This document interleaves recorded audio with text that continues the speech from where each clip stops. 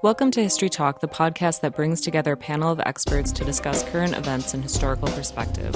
I'm your host, Brenna Miller. And I'm your other host, Jessica Viñas-Nelson. The September 11th attacks spurred a global war that put terrorism in the forefront of American consciousness. Since then, the U.S.'s war on terror has become nearly ubiquitous and seemingly without end.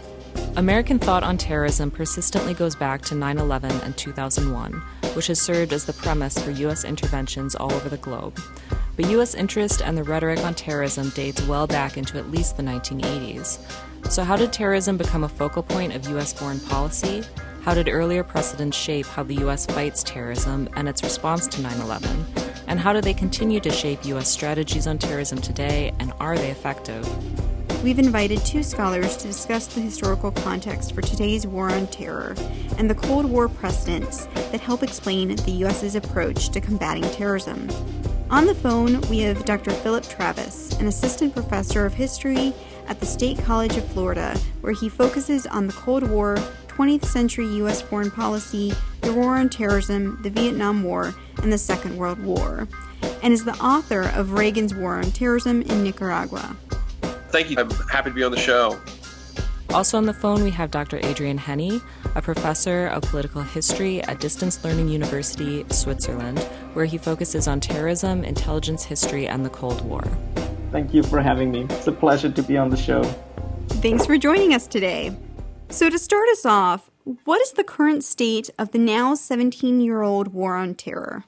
You know, I think it's ongoing. The United States' resolutions authorizing military activity in the combat of terrorism, which began after September 11th, is now some 17 years in the books and continues to be used to justify a myriad of interventions. So in that sense, it's very much still directly connected to the September 11th attacks. Yeah, if I kick in here, I think this is an important point.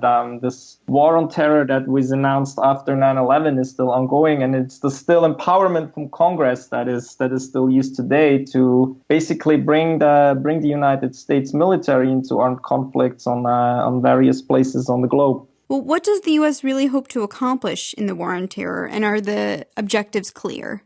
Any kind of precise objective, aside from the broad objective of sort of stamping out cases of anti-American terrorism, it seems that this precise goal has changed quite a lot since the original war in Afghanistan and the war in Iraq.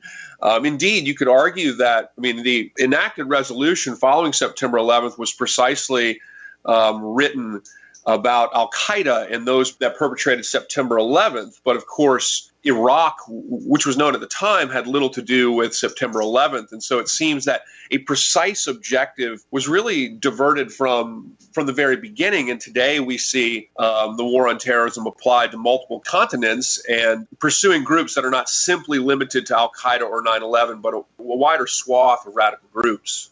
The label of the war on terrorism has been used over the last 17 years by a range of actors for quite a big set of different strategic objectives. Probably it's the strength or the flexibility of the concept that so many different objectives can be taken under its umbrella. But if we take it literally, it would be a war on a particular form of violence. And it's claimed to basically declare war on terrorist violence. And if we look at this, at least declared objective of this war, then we have to admit after 17 years that these strategic objectives have not been successfully reached at all. Yeah, and in as much as the strategic objective is targeting a type of violence, one has to really ask the question, is achieving a satisfactory conclusion to this in a reasonable time frame really possible?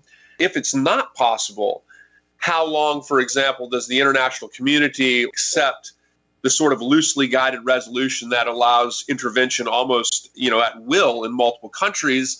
To what extent do the American people accept certain curtailments of civil liberties in the interest of defending against terrorism? Or do we need a more precise definition, I think is one of the bigger questions in terms of objectives. I think this is very important, and I mean there are two points here. One is it even possible to strategically defeat a form of violence that we as historians will probably say was always with us in human societies? And the second, I think, major problem of the concept of the war on terrorism is it possible to defeat such a form of violence through a militarized strategy? Can violence be rooted out through violence? And I think if we look at the record, it looks pretty bad. So there is the remarkable initiative of the University of Maryland, who has this START database. And of course, it's always difficult to take these exact numbers of global terrorist incidents, but they collected one of the most acknowledged databases of terrorist violent acts, and they record about 650 violent acts in 2003.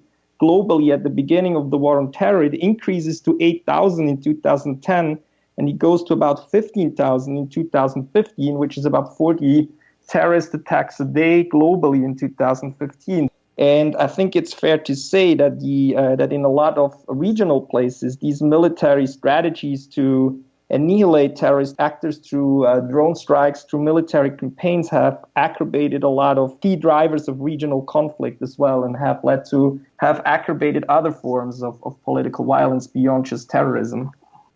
Those statistics are just stunning. Well, the statistics tell the story, but even to just the everyday sort of observer of international events, it seems pretty apparent that the wars in Afghanistan, the war in Iraq, and the other various theaters of the war on terrorism have, it seems, exacerbated the problem, as we have seen terrorist groups with links spread out over multiple continents. So how do we define terrorism, and has that changed over time? This was a kind of one of the key themes in my book. How precisely do we define it, or how loosely we define it? In the 1980s, the Reagan administration's Office of Counterterrorism actually resisted other elements within the Reagan administration who sought to define terrorism very broadly, to effectively define it in such a way that it might warrant a wider array of actions that could be taken against certain international opponents of the United States. This really became the precedent of the Reagan administration, but it was opposed by the leadership in the Office of Counterterrorism, individuals like Robert Oakley, who opposed this on the basis of the idea that if we define terrorism very broadly, then you open the door to sort of an issue of credibility. In the 1980s, for example, they redefined narco trafficking. The State Department did as a form of terrorism, narco-terrorism. And so the decision to kind of loosely and vaguely define the individuals you target as terrorists, I think, has some degree created a bit of a credibility gap for the United States. And I think if you go to the war in Iraq, you see that yet again, where the United States attacks Afghanistan due to its alleged complicity in the 9/11 attack. But then it turns around and applies a preemptive policy of regime change, a conventional war against Iraq, a country that was at the time pretty widely accepted as having nothing to do with that.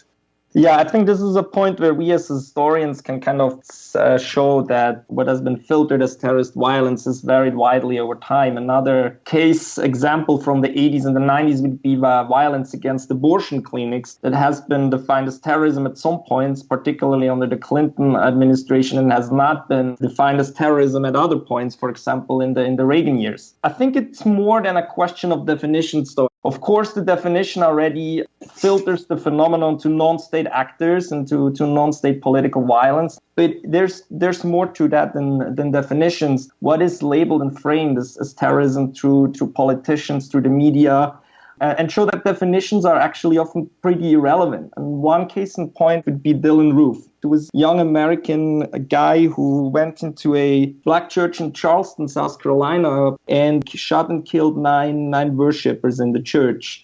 And he had very clear political motivations behind his act. He wanted to, as he himself wrote down in the documents that were found at his home, wanted to incite a war between the races. He had a lot of pamphlets, flags, photographs of right-wing ideas at his home of white supremacist ideologies. He had his own website, The Last Rhodesian. He was part of a Southern Christian Confederate movement. So it had all the points that would fit all major definitions to be called a terrorist act. But that did not happen with Dylann Roof. And although he actually was a perfect case of terrorism according to the FBI's own definition, he was sentenced to death for murder and for hate crimes, but he didn't get indicted or sentenced for terrorism. So my point is that at the end of the day, the definitions are pretty irrelevant of what we as a societies label and filter as terrorism or terrorists. When did the modern problem of terrorism really emerge then? Are there ways that terrorism as we think of it today differ from much earlier acts of terrorism? There is an important distinction, at least from the United States government standpoint, that should be made between international terrorism and domestic terrorism. International terrorism being terrorism that occurs across international boundaries and is usually somehow involving the complicity of a state sponsor of terrorism along with other various groups. In that respect, I think most historians would agree that sort of the modern problem of terrorism emerges most in the late 60s and the 1970s. And in the 1970s, probably the most widespread case would have, of course, been the PLO or general Palestinian groups and their conflict with Israel. And, of course, the most infamous case being the Black September attack of 1972 in Munich, Germany. And there were numerous skyjackings and hijackings. But for the issue of what the United States would define as international terrorism, the one interesting change that we find in the 1970s, by and large, terrorists associated with the Israel-Palestine conflict sought rudimentary exchanges. They sought to use political prisoners to gain negotiating leverage for the release of other prisoners. And so we have cases of hijackings in the 1970s where no one's killed. And then you transition into decades later, and particularly today, it is almost universally associated with the sort of shock mass killings and bombings that we associate with the war on terrorism. And how that develops is complex, but I think the U.S. policy approach of non-negotiation with terrorists probably plays into that. How many other countries have a similar policy of refusing to negotiate with terrorists? A lot of Western countries started to adopt at least a formal stance of not negotiating with terrorists. But I think we have to be a little bit careful of what's the stated doctrine or position on negotiations and what it's been done behind the scenes. So a lot of government throughout the decades, the 70s, the 80s, up until today, have negotiated with terrorist actors in specific crises. Even Reagan and his government have engaged in negotiations. One example would be the 1985 hostage crisis when a plane of the Trans World Airline, TWA, was hijacked and brought to Lebanon. And Reagan was willing to go into negotiations with these hijackers and eventually put pressure on the Israeli government to release a great number of Palestinians from Israeli prisons. Another very infamous case is obviously the Iran-Contra affairs, which was basically initiated by the fact that the Reagan government was willing to negotiate with terrorists and try to cut a deal with Iran so that Iran would pressure Hezbollah to release American citizens that were kidnapped in Beirut and held in Lebanon. So I think we have to be careful not to take that position too literally, that the Western governments never negotiate with terrorists. Yeah, I agree. That's a really excellent point to make. And the United States has done that. And its negotiation with terrorists, as Adrian was pointing out, while effective, was highly controversial for the Reagan administration. But, of course, the stated policy of the United States has been particularly dug in on the idea that it won't negotiate. And I think that the examples that Adrian is pointing out, and myself, I think, might raise the question of just how hard-line should we be with respects to diplomacy and with the idea of potentially having conversations that might result in peace. What's underlining is also a certain stereotype on terrorists and what a terrorist is. And if we come from that notion that has been pushed very hard since 9/11, that a terrorist is basically like an unchanging virus that has a certain set of fixed traits and ideas that can't be changed and it can only be annihilated, then obviously negotiation is baseless. But if you assume that terrorists are, of course, doing very bad things and are applying tactics that we consider absolutely unacceptable, but that they're also humans that pursue a political idea and that potentially change and modify these ideas. And there are a lot of historical case studies, such as the IRA, where this has actually happened. We have the example of the FARC guerrilla in Colombia. So if we assume that actors that apply terrorist violence can also change their tactics over time if one engages with them in a particular political way, then there is a room for negotiations, obviously, that opens up.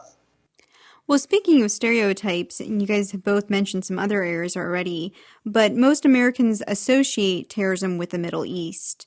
Can you speak to some of the other areas of the world that laid the ground for present policies on terrorism?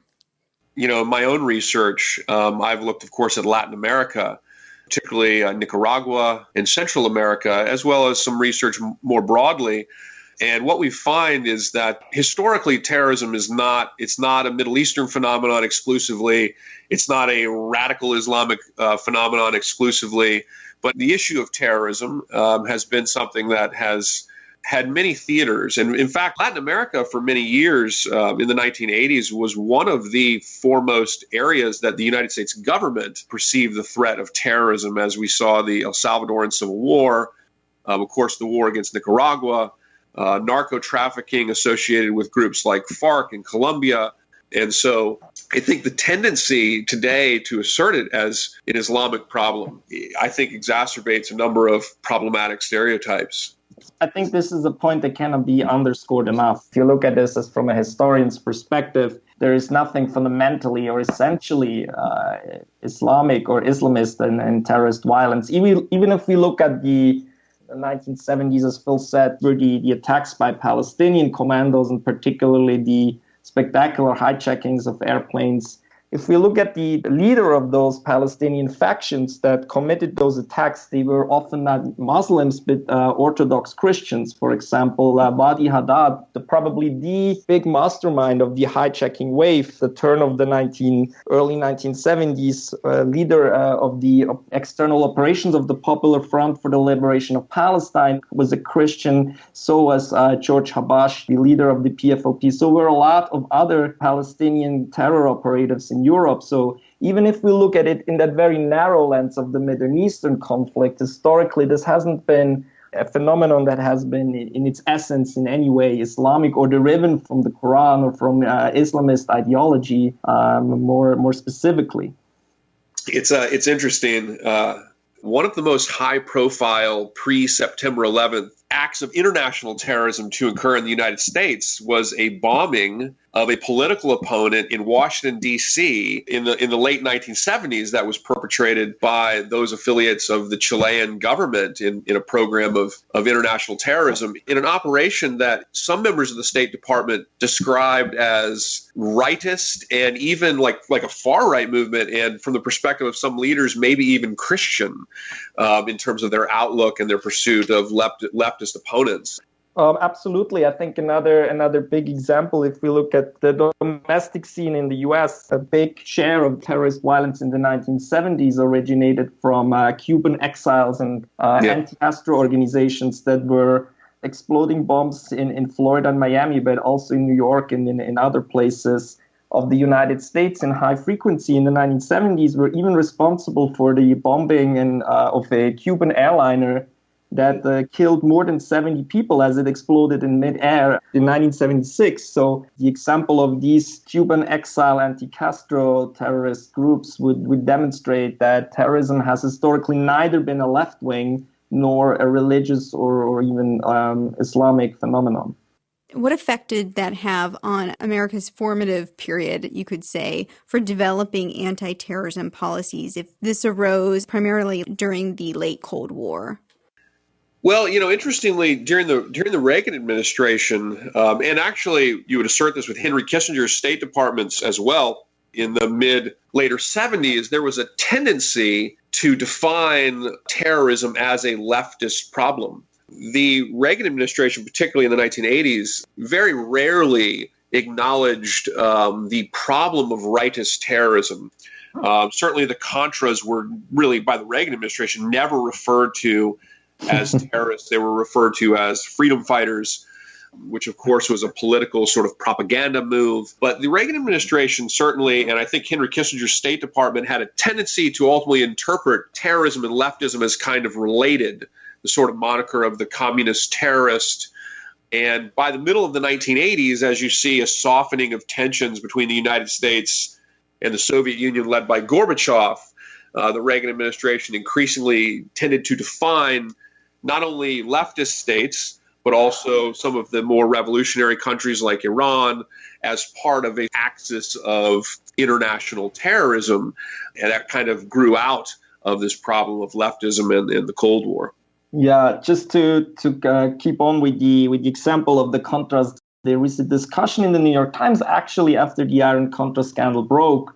There was at least one or two articles that discussed whether or not the Contras should actually be considered terrorists as well. And there was a letter to the editor where one fellow citizen made the remarkable line, and that brings us back to the definitions. If the president of the United States ordered it, it's not terrorism. Very Nixonian. Yes, but yes, I think the emphasis on left-wing terrorism during the Reagan years can be explained by the fact that terrorism is basically seen as an ideological tool, particularly the neoconservative policymakers that in great numbers came into the administration when Reagan was first elected in 1981, recruited from the Committee on the Present Danger, from the Heritage Foundation, and neoconservative groups that were funded in the second half of the 1970s. And they got into a very big number of the important policymaking positions in the National Security Council, to a lesser degree in the State Department and the Department of Defense. And a lot of these policymakers saw terrorism as an ideological tool to revive the Cold War, to come over this period of peaceful coexistence and détente that had been a characteristic for the 1970s. And they were basically thinking, how can we make Americans fear communism again? A lot of these older concepts that were used in the 1950s in this first wave of anti-communism and fear of the Soviet threat were not really working anymore in the 1980s. And one solution they came up with is this ideological construct of terrorism, that they would basically sell the idea that terrorism was this monolithic threat of left-wing groups and more or less centrally directed from the Soviet Union, from the KGB, against the Western democracies. So they integrated terrorism into a Cold War narrative to simplify it a little bit, to frame the Cold War again in moral categories, as a fight of good versus evil, to then have a domestic argument for the Cold War politics that the Reagan government wanted to initiate. I think a lot of this, too, we have to remember, this is all in the context of a remembering of the Vietnam War. It's, of course, the Reagan administration that was almost obsessed with this idea of the Vietnam syndrome, the idea that somehow the failures in Vietnam had taken the political capital away from the United States to be able to wage the Cold War in a way that it saw fit. And so the Reagan administration went to great lengths to try to find ways to pursue the Cold War in such a way that, would not connect with bad memories of Vietnam. Philip, I know that your expertise is largely on Latin America, and we just wanted to know if you could offer a few specific examples where what you're talking about, where this shift from anti-leftism to anti-terrorism plays out. So in Latin America, I think one of the best examples, of course, is Nicaragua, and by association, El Salvador. So, of course, Nicaragua, the overthrow of the Somoza regime in 1979 left the United States in a difficult position. The Carter administration had sought to sort of play a balancing act between a potential Sandinista government or something that was closer to the old government.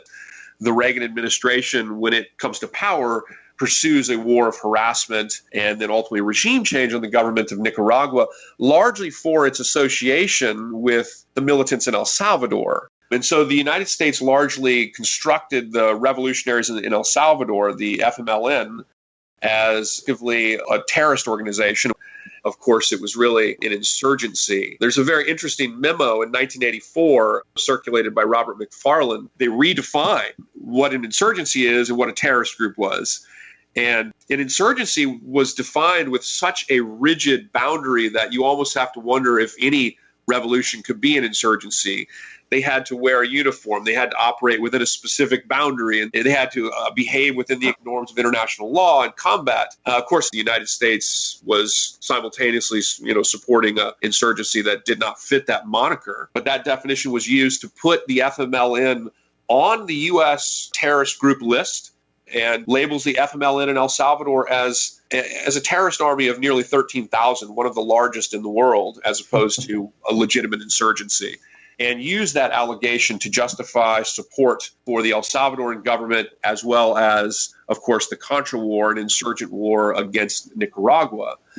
The United States also, sought to redefine the concept of narco trafficking and use the issue of narco terrorism in its characterization of militants fighting the Colombian government. And of course, in the 1980s, there were a number of very significant events in the Americas. In June of 1985, we had several American off-duty servicemen killed at an outdoor cafe in El Salvador, and this became the real basis for Ronald Reagan's so-called outlaw state speech, and formed a lot of the basis for the Reagan administration's reclassification of state sponsorship of terrorism.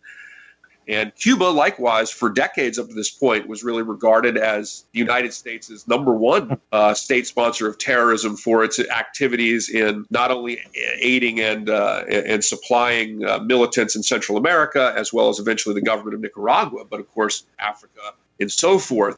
As it carried on, the idea that Cuba remained on the state sponsorship of terrorism list for years was probably not right, but it was nonetheless regarded as the United States as the preeminent state sponsor of terrorism. Adrian, anything to add to that? Yeah, I think El Salvador is certainly an ideal case in the early 1980s, where we see this connection of the leftist threat with the terrorist threat. I mean, one dimension is, as Phil said, that the insurgency in El Salvador, the left-wing insurgency and guerrilla groups were framed as terrorist groups in the same way as nihilist leftist groups in Western Europe that were very different in character, such as the Red Army faction in Western Germany or the Red Brigades in Italy.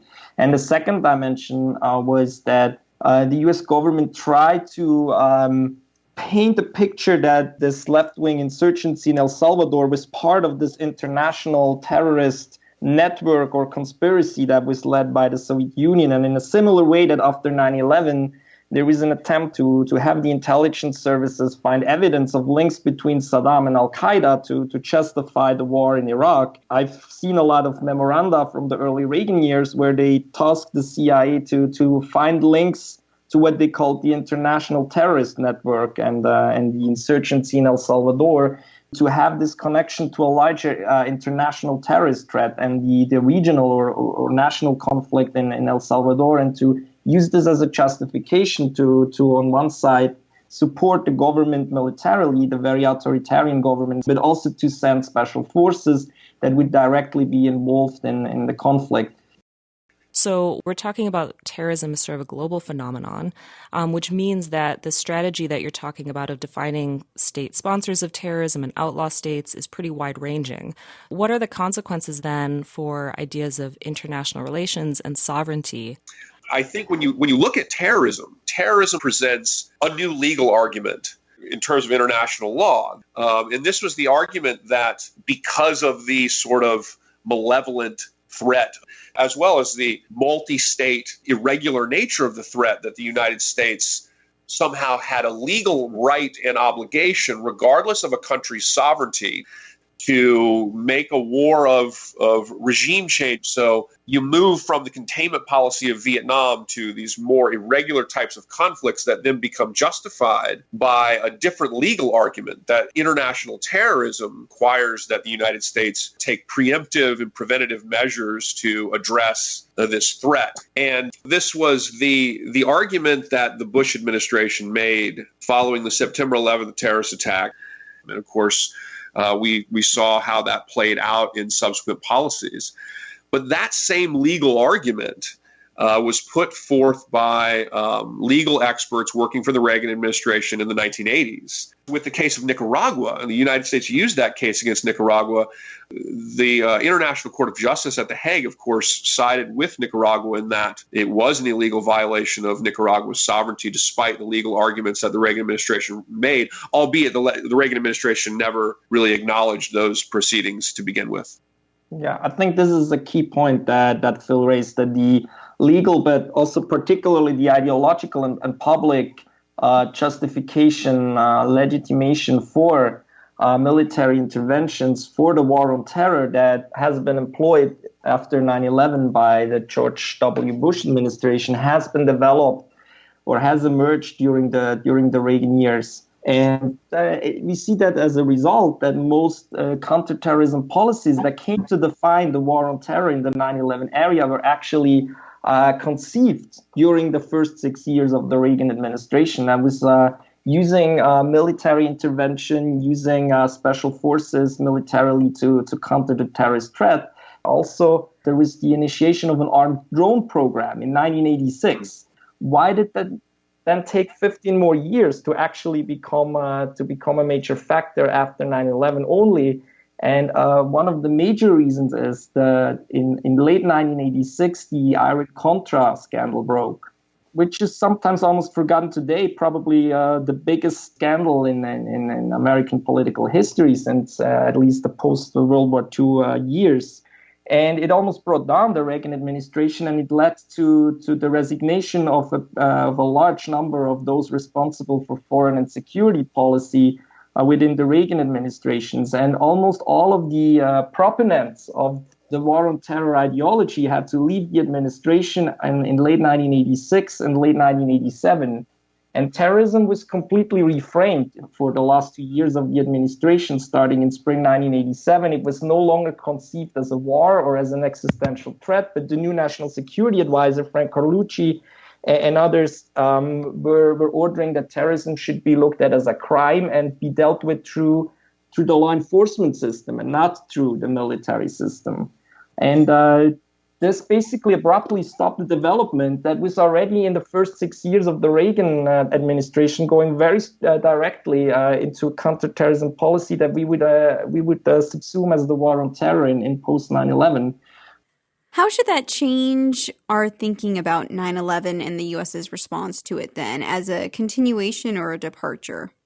Certainly there is to a large degree, a continuation. However, I don't think we should take that to the step of saying that there's not a fundamental shift occurring. I think when you look at the authorization for the use of military force, which has remained in place for 17 years, which is the military resolution that effectively allows the United States, without any kind of formal war declaration, to apply military force broadly in the world as it sees fit to combat terrorism.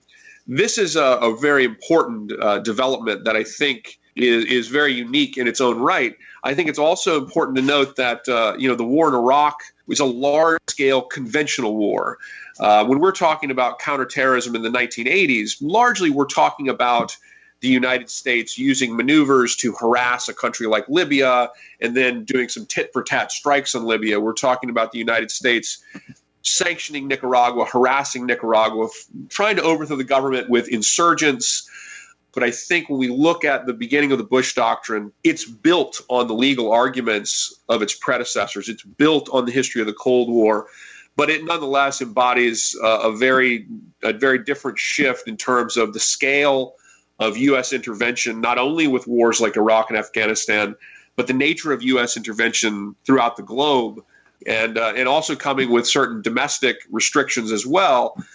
So I think that the scale, the overtness of the post-September 11th world, despite being built on precedents, still makes it a very important and unique development.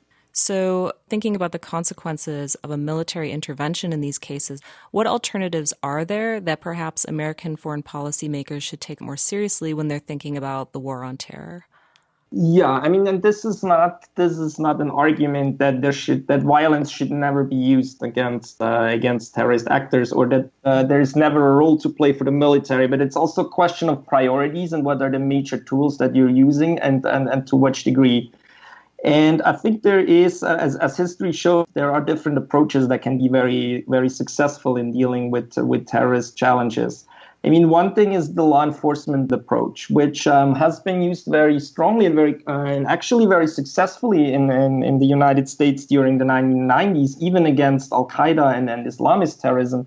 There was a first attack on the World Trade Center in 1993 by a group that had some loose connections to what would later emerge as Al-Qaeda. There were other Al-Qaeda-related attacks in the 1990s, and those perpetrators were caught, sometimes abroad, but were brought to the United States and were brought to civilian courts, to civilian judges, who sentenced them to prison sentences.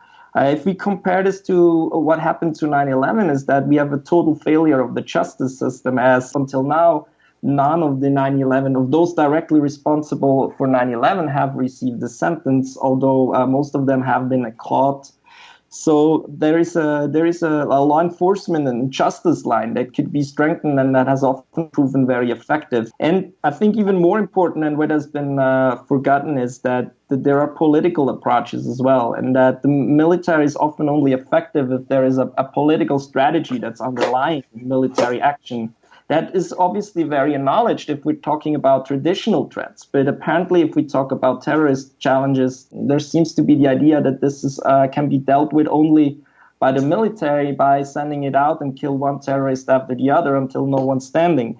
But I think as historians, we can pinpoint to a lot of examples where political solutions and at least the attempt to tackle the underlying problems and going into preventive strategies can be a very effective approach.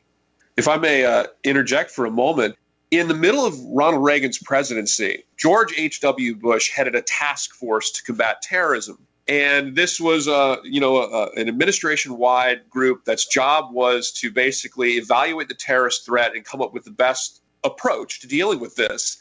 And interestingly, the leadership in the Office of Counterterrorism, which was Robert Oakley and Parker Borg particularly, when they got the report and they began revising it, were appalled by the fact that the leading actors in creating this report had biased the interest of using military force. That report, which appalled Robert Oakley and Parker Borg, and more or less eventually led to both of their early exits, because they believed that the real goal, as Adrian was correctly pointing out, is to use the legal system, to use cooperation with allies, diplomacy, and these types of measures, and to place military measures as really a last resort. If we look at the post-September 11th world, as Adrian pointed out early on with those statistics, there's really little evidence to suggest that a military-first approach has been very effective in solving this problem. Yes, and I mean, those statistics were only directly speaking on the terrorist violence, but that doesn't even take into consideration the huge amount of human suffering that has been caused. And these are American soldiers, of course, that have died in significant numbers. There has also been roughly 100,000 of veterans from the war in Afghanistan, Iraq, and Syria that have committed suicide since 2001. That is a huge number. All this attention, all this brain power that goes into conceiving these military strategies, all the money that it costs, the trillions of dollars that have been spent since 2001, cannot be used for investments in education, in health, in the health system, in infrastructure that's crumbling in certain places in the country. And I think if we're all adding it up, it would be high time to make a reset now and rethink the militarized strategy that we pursue. All right, so here at the end then, we just want to offer an opportunity for you guys to offer any final thoughts. I think probably the biggest conclusion I would add would be to consider the degree to which the United States today intervenes in the world, and that Americans need to be very thoughtful as a democratic nation in evaluating how and when the United States is using military force in the world. These types of actions not only cost money, they cost tremendous amounts of lives, and they've not demonstrated much of a success rate in terms of ending terrorism. Even when you go back to the 1980s and you consider the counter-terror terror operations in Central America, you'll find that These were hardly stellar successes for the United States. And so the war on terrorism really signifies the emergence of a hyper-interventionist United States, and one that is acting in such a way that really poses real challenges to the international sovereign state system, and that we need to really think about if we're going to consider this to be the new reality, or if we want to rein in this level of interventionism and pursue diplomatic and legal approaches to these types of problems. Adrian, thoughts to add? Yeah, maybe there are 2 points that could be taken out from historical studies of terrorism. And one would be that people should be aware that what we're facing today is, from a historical perspective, really not something that new or unique, and that we had qualitatively and quantitatively similar instances and similar waves of terrorist violence in the Western world. And the other major point is I invite people to really think about what the terrorist label makes with themselves when they hear terrorism, when they see terrorism, when they think about terrorism. And what I'm hinting at is the strategic character of knowledge on terrorism, and how terrorism has been used as a power strategy to influence our thinking and to make us support certain policy options. And this is something that we can really trace well through historical investigations, because we can access government documents, sometimes documents from non-governmental actors as well, and we can evaluate how terrorism was used very deliberately as a strategy to sell certain policies. And in the particular case of the U.S. government, how at different periods in more recent history, institutions within the U.S. government have very deliberately set up strategies to sell a narrative of terrorism as an existential threat, of terrorism as a monolithic threat, where it's claimed that all the different terrorists that appear in Europe, in the Middle East, in the U.S., in Asia, that they are somehow connected by and guided by central actors, whether that's Osama bin Laden in Afghanistan or ISIS in Iraq and Syria, or, as it was in the 1980s with the Reagan administration, actually the KGB and the Kremlin in Moscow. That there are recurring stereotypes and images and narratives surrounded by terrorism that sell it as this monolithic and existential threat that makes us concur to certain policy options, whether that is military intervention or increased surveillance, torture, and other measures that we would not under normal circumstances agree to, but as a result of the terrorism label we are willing to agree to. Well, we'll wrap it up on that note. Thank you to our 2 guests, Drs. Philip Travis and Adrian Hänni. This episode of History Talk Podcast was brought to you by Origins, Current Events in Historical Perspective, an online publication of the Public History Initiative and the Goldberg Center, and the History Department at The Ohio State University in Columbus and Miami University in Oxford, Ohio. Our main editors are Steve Kahn and Nicholas Breifogel. Our executive producer is David Staley. Our audio and technical advisor is Paul Kotheimer. Our audio producers and hosts are Brenna Miller and Jessica Viñas-Nelson. Song and band information can be found on our website. You can find our podcasts and more on our website at origins.osu.edu, on iTunes and on SoundCloud. And as always, you can find us on Twitter and Facebook. Thanks for listening.